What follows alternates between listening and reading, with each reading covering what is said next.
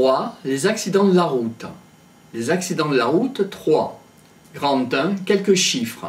7600 morts en France, dit-on. La France, dans ses statistiques, est différente des autres pays européens. Si on compare, on a 2 fois plus d'accidents mortels en Grande-Bretagne et 3 fois plus qu'en Suède. On oscille entre 160 000 décès par an et 180 000 décès par an dans le monde.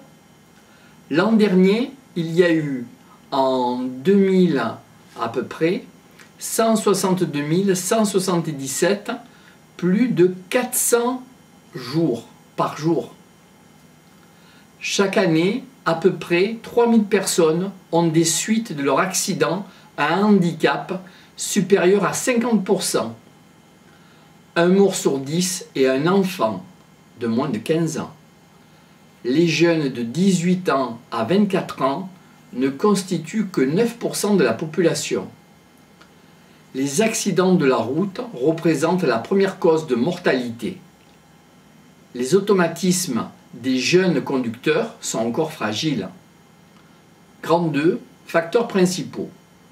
Les 4 facteurs essentiels sont la vitesse, la consommation de drogue, la consommation d'alcool, la ceinture de sécurité dans 20% des cas.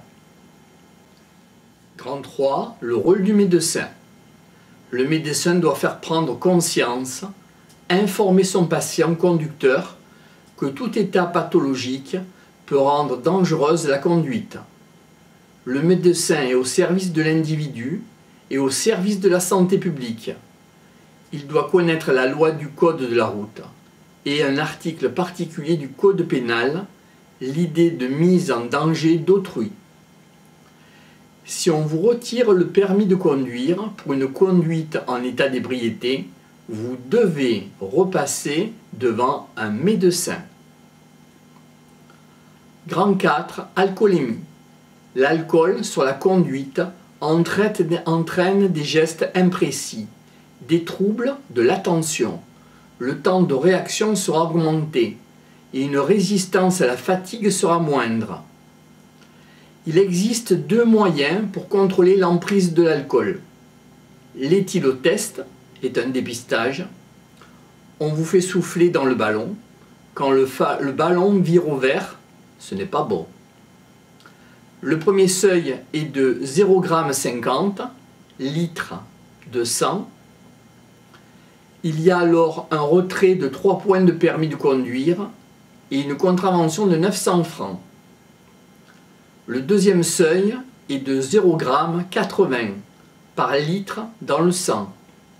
On est alors condamné à 2 ans de prison, 30 000 francs d'amende, la suspension du permis et l'annulation. Il faut donc repasser le permis.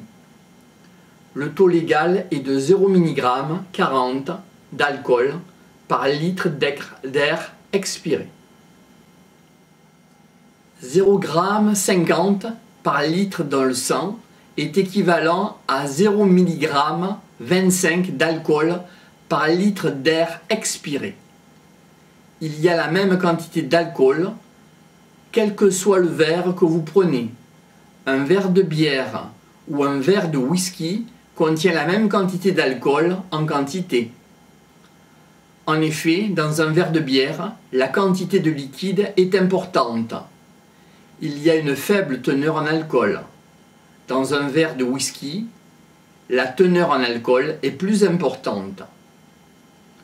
Un verre peut faire monter l'alcoolémie à 0,25 g d'alcool par litre dans le sang. Avec 2 verres, on arrive au seuil de la contravention.